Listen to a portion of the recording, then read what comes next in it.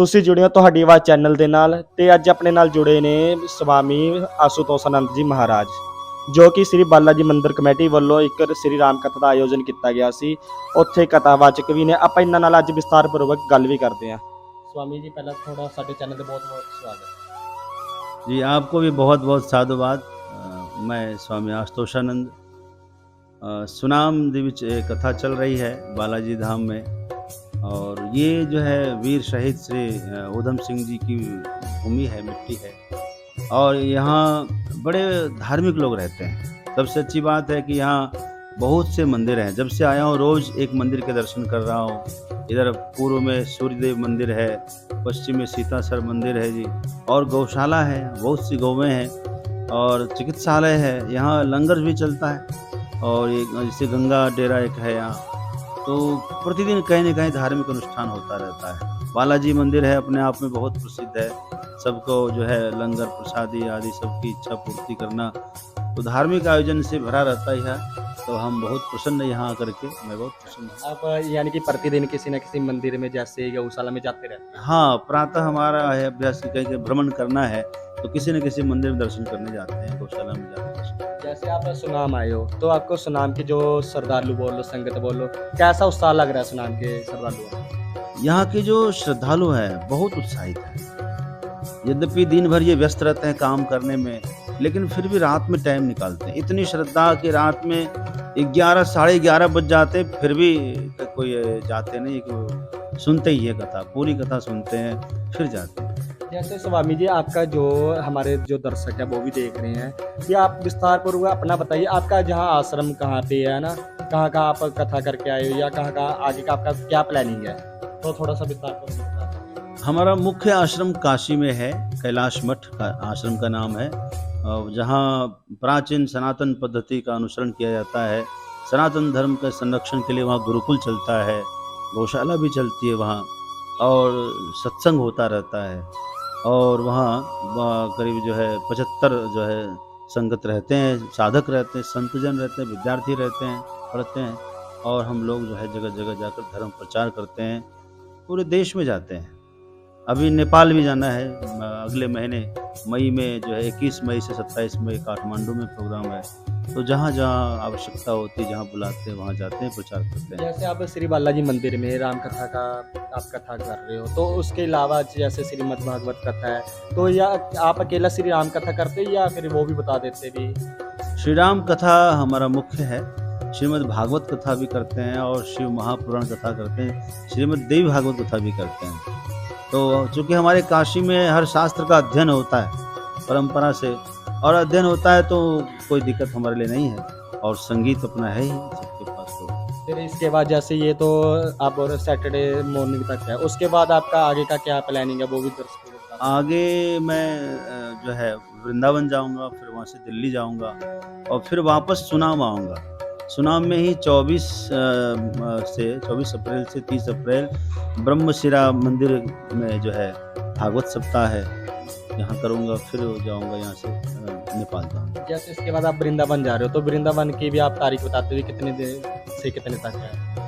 वृंदावन में हमें अभी 17 को जाना है, 18, 19 2 दिन वृंदावन में रहना है, 20 तारीख को दिल्ली जाना है, 2 दिन वहाँ रहना है, फिर यहाँ आ जाना है। वहाँ पे भी कथा श्री राम कथा का आयोजन है या?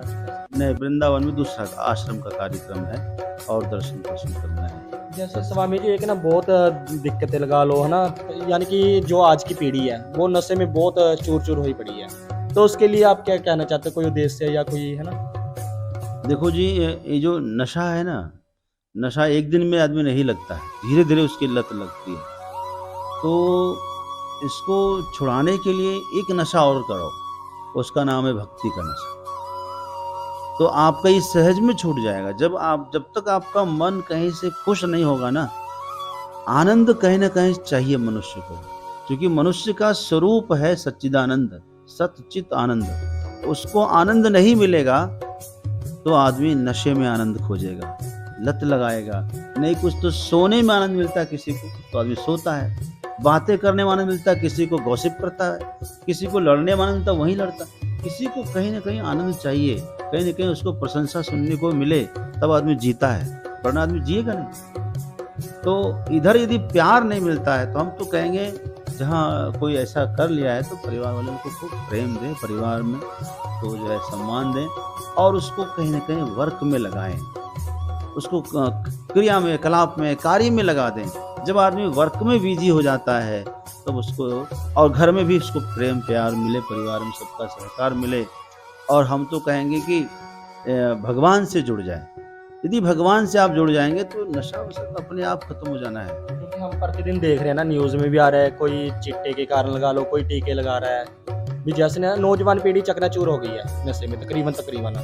तो उसके लिए आपका मैसेज भी अच्छा है भी, हाँ भक्ति में है ना, तो फिर भी ना कहीं जाके तो इस चीज़ की मार बहुत पड़ रही है नौजवान पीढ़ी को। मैं तो कहूँगा जी, बाजार का नशा करोगे, रात भर नशे में कहीं सड़क पर गिरे रहोगे, है ना जी। लेकिन यदि आप गोविंद का भजन का नशा तुमको लग जाए तो सारी जिंदगी नशे में गुजर जाएगी। बाहर निकलने के आपको मन ही नहीं करेगा। एक बार आओ तो सही, भक्ति का रस चख करके देखो, ये नशा कुछ भी नहीं है। ये नशा आओ, भक्ति का रस, ऐसा रस आपको मिल जाएगा, ऐसा नशा लग जाएगा कि आपका ये नशा कभी उतरने वाला ही नहीं, क्योंकि भगवान कहीं जाने वाले नहीं। तो जो निंदनीय है, जिससे समाज का नुकसान हो रहा है, परिवार का नुकसान, आप बताइए, जिसका पति शराब पीता है उस घर की स्त्री कभी खुश रह सकती है? समझौता कर लेगी मजबूरी में, अब उसके पास कोई उपाय नहीं है। यदि उसके पास उपाय होगा ना तो लात मारकर चली जाएगी। उपाय नहीं है, इसीलिए आदमी छोड़ करके वो नहीं जा रही है। इसका मतलब ये नहीं समझना कि बीवी उसकी खुश है, उसने केवल समझौता कर रखा है। चलो एक दिन ऐसा आएगा, हमारे बच्चे बड़े हो जाएंगे और हम जो है इनको जो है फिर समझा बुझा के ठीक कर लेंगे। कहीं ना कहीं वो समझौता करती है। तो एक आप जो है, यदि आप समझदार हैं, पढ़े लिखे हैं, तो क्या किसी को इतना मजबूर करना चाहिए? नहीं ना, उसका भी हक है खुश रहने का। यदि आपका हक है खुश रहने का तो उनका भी उतना ही हक है, वो भी खुश रहे। वो कैसे खुश रहें ये आपको सोचना चाहिए। आप नशा करते हैं, आप जुआ खेलते हैं, उनको भी कुछ लत लगेगी तब क्या होगा? क्या उनको स्वतंत्रता है? यदि उनको स्वतंत्रता नहीं है तो आपको भी ऐसा नहीं करना चाहिए जिससे परिवार में किसी को भी दुख हो, हानि पहुंचे। जैसे आपने बताया भी वहाँ पे आपके आश्रम में गौशाला भी है, तो उसके बारे में थोड़ा डिटेल में बताते भी, जहाँ गौशाला आपने खोली भी वहाँ पे गौएं हैं भी, जैसे बीमार का इलाज करते हैं, कि वो भी थोड़ा विस्तार पूर्वक आप बता दें। हमारे यहाँ जो गाय जा रही थी, वो कत्ल खाने लेकर जा रहे थे, तो हमारे सेवकों ने, आश्रम से सेवकों ने उनको पकड़ा। ऐसी गौओं को वहाँ रखा है हम लोगों ने, उसकी सेवा होती है और बढ़िया सेवा। अब तो कुछ गौ माता उसमें जो है दूध भी देती है। तो भारत में गौ हत्या होती है, ये सबसे कलंक है हमारे देश में। जिस दिन वो दिन कब आएंगे पता नहीं, जब हम लोग कथा में कहते हैं कि धर्म की जय हो, अधर्म का नाश हो, गौ माता की रक्षा हो, सेवा हो, गौ हत्या बंद हो, न जाने कितने वर्षों से कहते आ रहे हैं। वो दिन कब आएगा जब सचमुच में भारत से गौ हत्या बंद हो जाएगी, और हम उस दिन की इंतजार में लगे हैं। भारत धीरे धीरे हिंदू राष्ट्र की ओर बढ़ रहा है। हम जरूर हिंदू राष्ट्र होने से पहले गौ हत्या को बंद कर देंगे। हर गांव में गौशाला स्थापित करेंगे। हर क्षेत्र में जितने भी घूमने वाले गौ हैं, आप दूध जब तक दे रही हो गाय तब तक सेवा करिए। आपको गाय दूध देना बंद कर दे, गौशाला में पहुंचाइए। गौशाला का उद्देश्य यही होना चाहिए। किसानों का जो है गेहूं पर अधिकार है, आप गेहूं आप लीजिए, कनक लीजिए आप, लेकिन जो भूसा है उसको क्या बोलते हैं यहाँ, तुरी, उस पर गौ माता का हक है, आपका हक नहीं है। यदि आपने उसको जलाया है तो आप बहुत अन्याय करते हैं। ऐसा न करें। सब किसान भाइयों से प्रार्थना है, गौ माता का जो ग्रास है, गौ ग्रास पर गौ का हक होना चाहिए। आप गौशाला में दान कर दें, आपके घर में उन्नति होगी। आपके पूर्वज, आपके पुरख बहुत आशीर्वाद देने वाले हैं। स्वामी, जैसे आपका आश्रम है काशी में, तो आप बोल रहे हो, तो उसको कितना टाइम हो गया आश्रम को?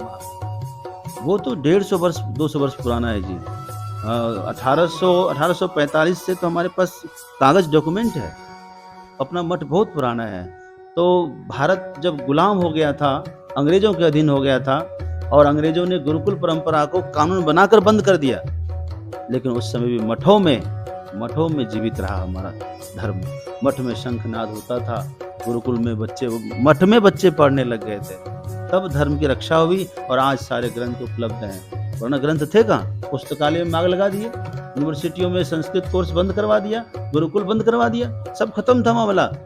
लेकिन मठ की वजह से परंपरा जीवित रही। तो वैसे ऐसा मठ हमारा काशी में है, बड़ा समृद्ध है, और वहाँ जो है सनातन धर्म के प्रचार के लिए हमेशा कार्य होता है। जैसे आपने बोला भी 24 से 30 तक सुनामी ब्रह्मशिरा में आपने कथा करनी है आपने, वो श्री राम कथा का आयोजन है या फिर श्रीमद् भागवत कथा, ये भी बता। ये श्रीमद् भागवत कथा का आयोजन है जी।